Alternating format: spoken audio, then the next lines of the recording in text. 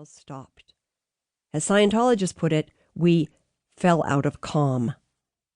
I was not surprised. I knew she was regretting our candid discussions. A few months later, a mutual friend told me Paloma was very ill. This, too, I did not find surprising. Because Scientology, like Christian Science and other spiritual paths, believes that physical troubles are linked to emotional and psychological ones, I was fairly sure that Paloma was tracing her illness back to our talks. If she had entertained any doubts, and certainly by communicating such feelings to an ex-Scientologist, she was guilty of transgressions against the Church. By now, she'd be seeing someone known as the ethics officer, maybe getting auditing, in any case, spending lots of money handling that she'd talked to an apostate. She would not be in touch again.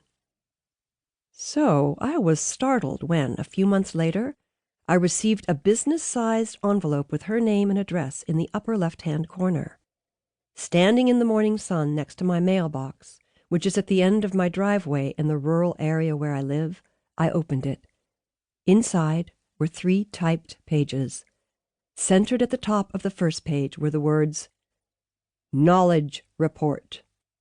For even a seasoned member of the Church of Scientology, the phrase "knowledge report" can buckle the knees.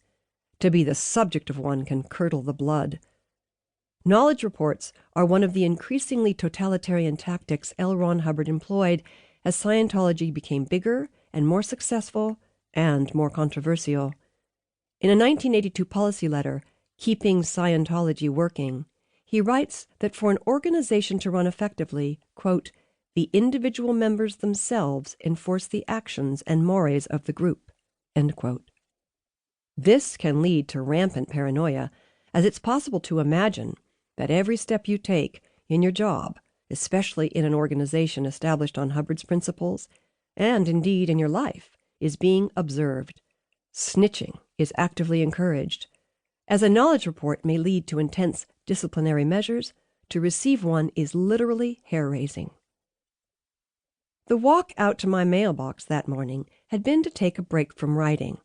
I was almost done with a second draft of the memoir.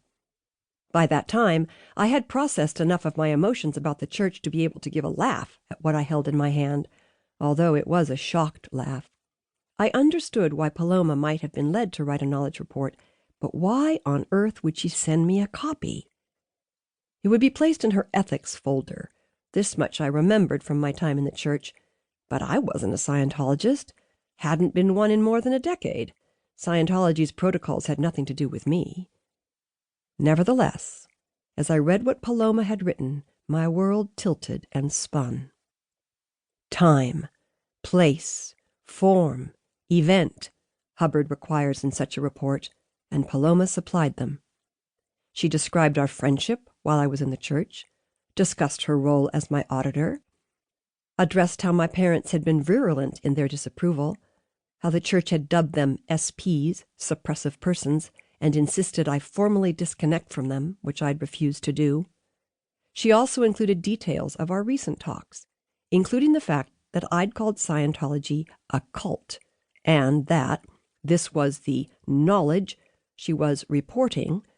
I was writing a memoir about it. Except for perspective, her point of view was not mine.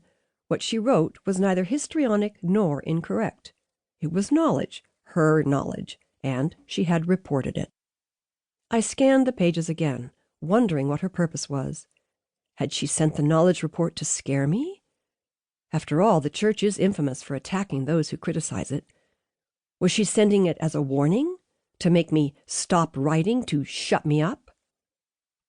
Of course it was intended to scare me and to shut me up.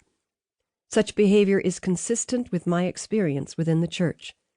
For years I observed Scientologists, especially those in management, employing such tactics, creating a semi-hysterical us versus them tension to keep us, for then I was a Scientologist, in fear and in thrall.